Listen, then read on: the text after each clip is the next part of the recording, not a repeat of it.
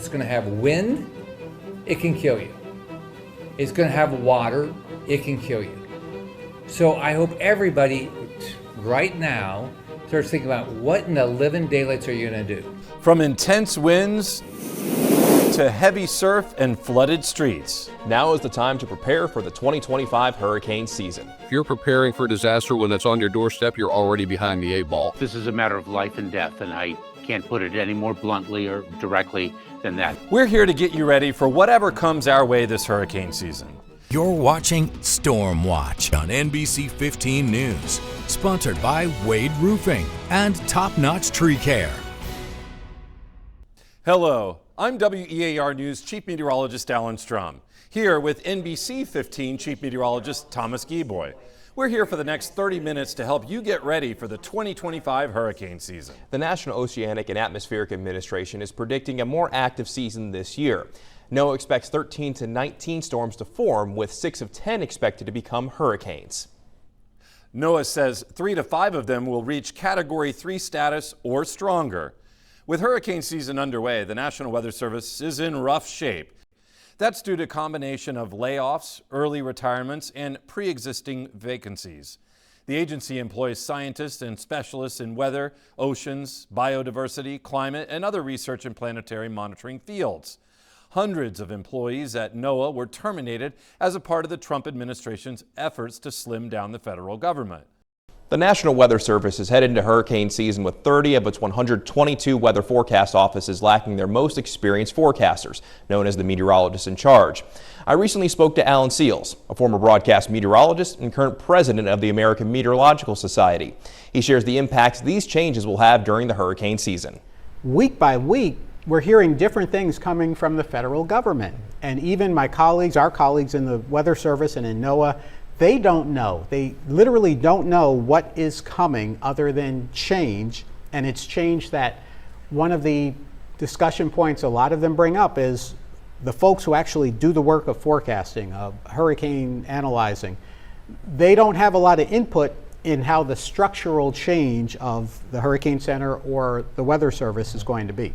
Yeah, well, and we've talked beforehand about the National Weather Service and their staffing. On a normal day-to-day, you probably won't notice too much of a change within the National Weather Service, but it comes on the days where we have significant weather. Yeah, one of the biggest things that's showing up a lot now in media is that some National Weather Service offices are understaffed, some are severely understaffed, some have no management right now. So Houston, Texas, for example, Lake Charles, Louisiana, severely understaffed without the full suite of managers that they need. And I think just like any other company or agency, you can run on a normal pattern without managers. But when you need equipment, if you need staffing, if you run into a weather crisis or a long-term weather event like Hurricane Sally, where it's days and days of trying to cover something, that's where you need those managers to step in and help guide where you're going. Locally, from what I hear, our Weather Service offices are in good shape. The Mobile, Pensacola office in good shape. Although it also has been understaffed for over a decade. So again, it's the things that go on behind the scenes that people don't realize what it all takes to keep us updated with the watches, the warnings, the forecast cone that comes from the National Hurricane Center. I'm optimistic again that this year we won't see any big changes, but if Houston gets hit by a major storm and Lake Charles, not too far apart, other Weather Service offices are going to have to literally contribute bodies, contribute energy, contribute time.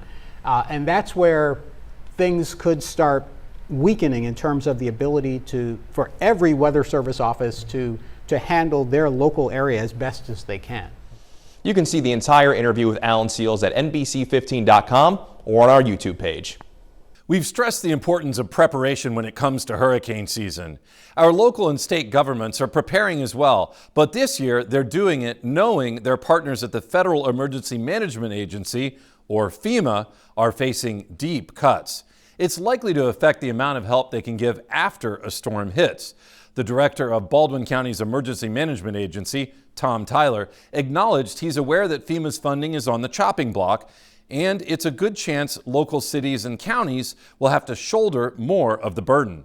Yeah, it would be nice after a disaster to be able to claim public assistance reclamation for a declared disaster. Mm-hmm. But if that's not going to happen, we're still going to do the right thing. We're going to make it happen somehow. We're still going to make it happen somehow and take care of our citizens. How much of the recovery costs local communities bear is up for debate. States are already learning billions of dollars already pledged for projects to minimize the effects of future disasters has been snatched back. Hundreds of FEMA workers, some with decades of experience, have been let go. With hurricane season comes the chance for misinformation when something moves or stirs up in the Gulf. Tom Lloyd is the Director of Public Safety for Santa Rosa County. Along with being prepared for any storms, Lloyd encourages all residents to focus on trusted news sources when a system is near. Not just Facebook and other forms of social media, because you do get those individuals that get out there that create maybe some hysteria, just to get likes or conversation started. We usually start to see those now, where someone will show maybe a picture of a low, and it's not a trusted source.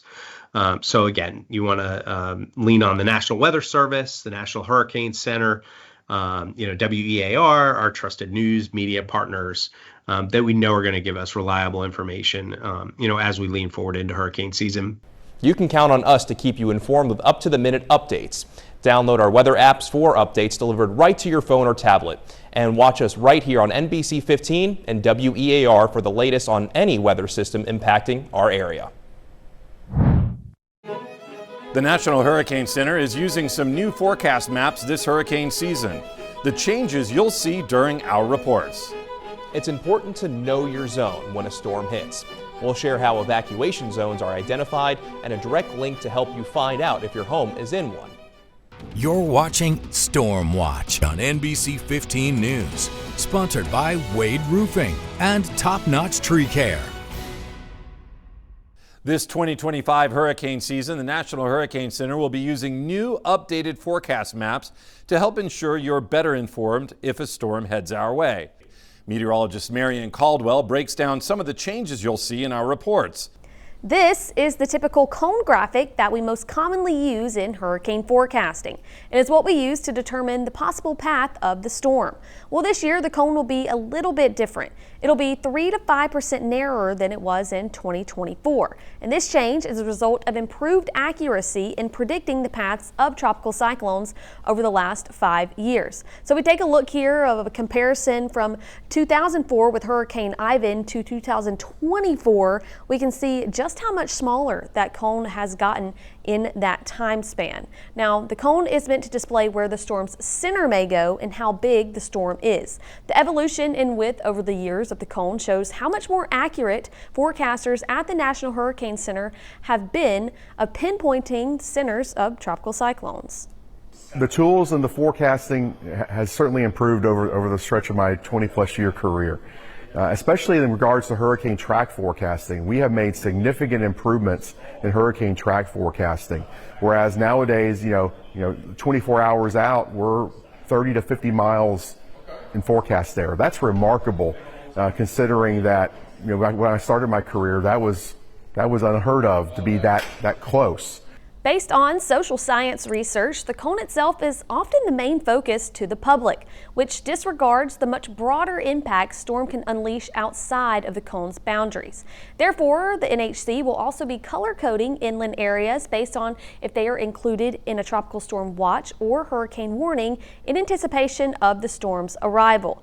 So we can see here on this map where those areas well outside of the cone's path are in those colors that indicate that they also do have those risks as that storm does move on to land. So this will help address the misconception that risks only lie within the cone and help those who might reside outside of the cone's path be aware of impacts that could also include their areas, such as high winds, flooding, tornadoes, and storm surge. So the highlighted watch and warning zones will help enhance storm preparation, ensuring areas outside of the cone are not caught off guard.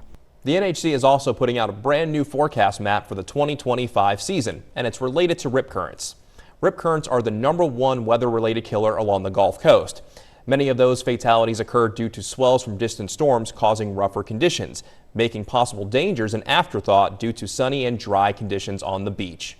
In efforts to better emphasize the risk these storms can bring even from hundreds of miles away, the National Hurricane Center will release rip current risk information that will originate from local National Weather Service offices and be put on a national map when at least one active tropical system is present.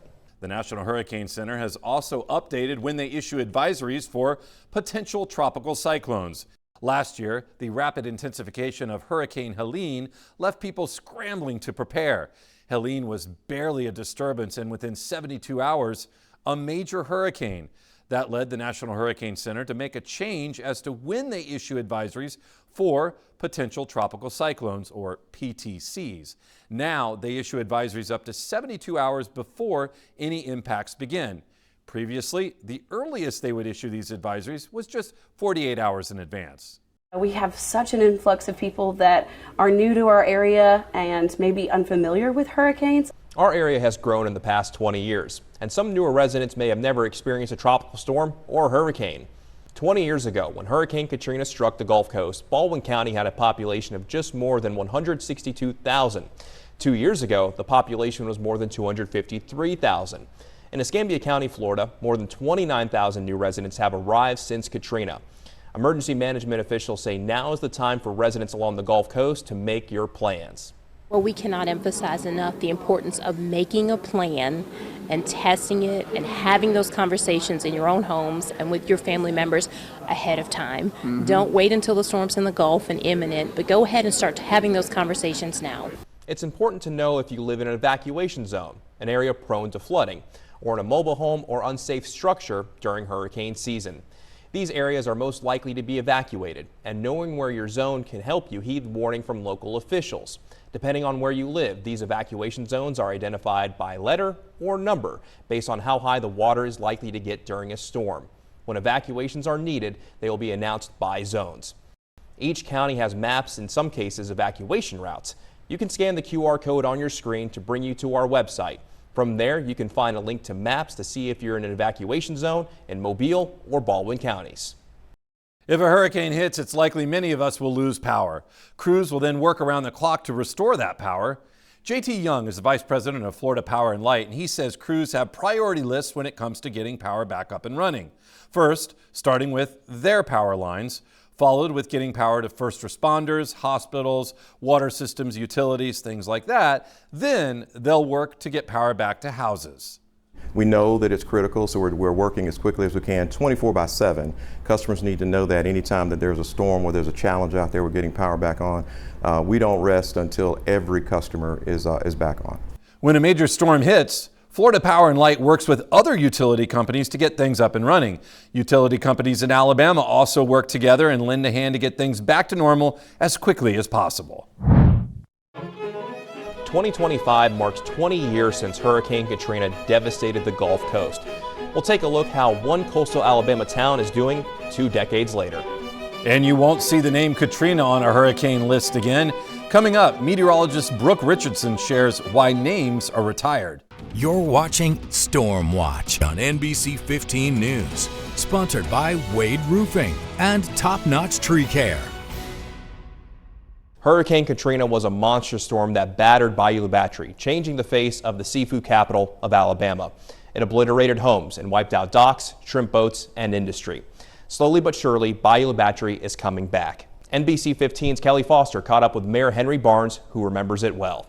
Right here where we stand in the water was this deep. It didn't get into City Hall, but just lacked about 2 inches of getting in there. 20 years ago, Hurricane Katrina roared ashore. Bayou Battery Mayor Henry Barnes wrote out the horror of the storm and remembers it like it was yesterday. He was on the city council back then, and Stan Wright was mayor. It was just overwhelming. I mean, Stan and I was running the distribution center out there at the community center. One day, 10,000 people came through our distribution center. FEMA, you know, they kept up with the numbers. We had trucks coming from all over the country bringing us supplies. What did the city look like? A bomb went off. After Katrina shoved a 14-foot wall of water into Bila Battery, inundating homes, boats, and businesses, Barnes says city docks were demolished and left a mangled mess. We still have docks that were damaged, private docks that haven't been repaired yet, but we're working on it. Greatest revenue source for the city of Bila Battery was lost, with a big task to get it back. Several $100 million. Some of these processing plants, crab shops, oyster shops, of course, you know, they got some grants, but a lot of them just, you know, use their own money and rebuilt, and, you know, hey, we here to stay. New homes now sit on lots where empty slabs from Katrina took up space. I mean, we got a grant that we built 100 houses at Safe Harbor, and then there's 42 houses, I believe, that's built on people's property. Pre-Katrina, the city of Bila Battery had about 2,400 residents living here. After Katrina, there was a significant drop-off, but slowly but surely people began to move back. Now about 2,100 people live in Bila Battery. Nothing ever goes back like it was. I mean, we lost downtown area. There were some buildings, they're gone. The city kind of lost some of its charm due to Katrina. But I mean, we're still resilient. We're, you know, strong people. We're coming back, and I knew it would. Another disaster after Katrina that slowed recovery was the oil spill. Now with Restore Act money, Barnes says a new marina will soon be built. The city got a $29 million grant from the Restore Act funds, which is, you know, they had to pay the fines to the government, and then they dispersed it to all the cities on the coast. Through it all, Bila Battery will soon look better than before, even if the people there now look a little different. Yeah, it's hard to believe. I mean, I was 42 then. Couldn't do all that again I'm 62 now. But what he saw in the people of Bila Battery was inspiring. People come together that didn't get along, but they stood side by side to help one another. I hope it's another 20 years before we see another one. I'm meteorologist Kelly Foster. Hurricane Katrina left an historic mark across the Gulf Coast. The name Katrina has since been retired, meaning it's no longer in rotation for use on the hurricane name list. Meteorologist Brooke Richardson explains why this happens and why you may recognize names on this year's list. If you have seen the 2025 list of Atlantic hurricane names, you may have seen a few names that seem familiar, and that is because we have 6 lists of names that are recycled every 6 years. So the list that we are using in 2025 is the same list that was used in 2019. Now the exception is if a storm is particularly deadly or damaging, that is when that name is retired. It is retired by a committee and then replaced. This year we have one name that is going to be different from the 2019 Atlantic name. Let's take a look at the 2019 Atlantic hurricane season. Very active season. There were only 3 names on the list that were not used. It went all the way from Andrea all the way to Sebastian. The one name that is going to be retired is Dorian. Dorian did hit the North Bahamas as the most destructive tropical cyclone in Bahama history, and that's why it is going to be replaced with the new name as Dexter. The committee came up with that new name. All the other names will be the same, so that is why you are seeing some familiarity in the name list. Dozens of names have been retired since the 1950s, some of those hurricanes making a very large impact on the Gulf Coast. That includes Hurricane Ivan. It made landfall near Gulf Shores as a Category 3 in September 2004. 8 people from Northwest Florida died as a result. Ivan caused nearly $14 billion in damage. Michael was also retired. The hurricane made landfall near Tyndall Air Force Base in Panama City, Florida in October 2018 as a Category 5. It caused catastrophic damage from wind and storm surge. 8 deaths were directly linked to Michael and 43 indirect deaths. They fly into storms to collect essential data. We'll hear from a hurricane hunter who goes up on short notice. After a storm hits, you may lose communication with your family and friends. How you can contact them post-storm. Coming up. You're watching Stormwatch on NBC 15 News, sponsored by Wade Roofing and Top Notch Tree Care. Hurricane hunters fly into storms for vital data, and they're ready to go on short notice during hurricane season. Once in the air, onboard meteorologists deploy dropsondes, or mini weather stations, to gather important information. Each trip is different, and it can certainly get interesting. We flew through Milton when it was 898 millibars, and it was like driving off a cliff going to the barometric center because it was such a low pressure, and the eye wall was only 2 miles wide.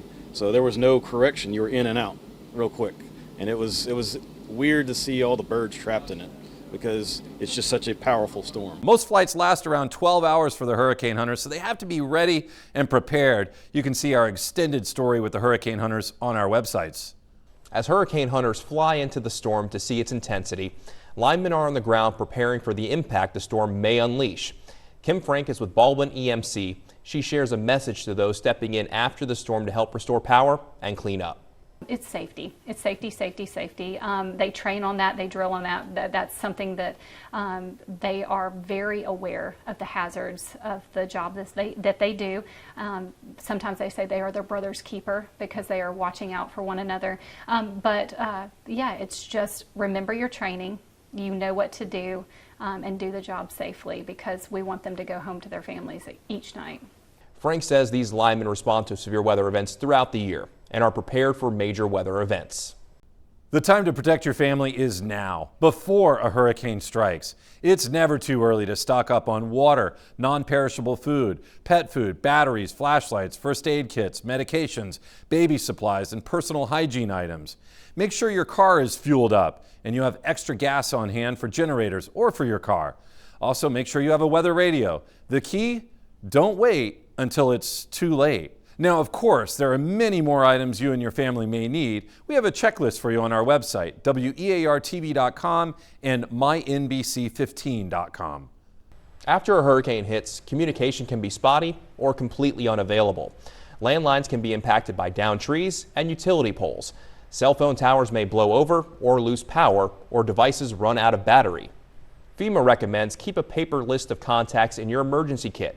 Identify someone outside of the area as a central point of contact that they can relay information to others. Use text messaging instead of phone calls if you can. Texting uses less bandwidth and is more likely to get through. It's also a good idea to set an emergency meeting place for your family just in case you get separated. We don't know what the 2025 hurricane season will bring, but together we can prepare for what may come our way. You can count on us to keep you informed with up-to-the-minute updates. Download our weather app for updates delivered right to your phone or tablet. Follow us on social media. Our forecasts are posted daily on weartv.com and mynbc15.com. And watch us right here for the latest on any weather system impacting our area. When severe weather strikes, we will weather the storm together. I'm NBC 15 Chief Meteorologist Thomas Gieboy. And I'm WEAR Chief Meteorologist Alan Strum. Thank you for joining us for Stormwatch.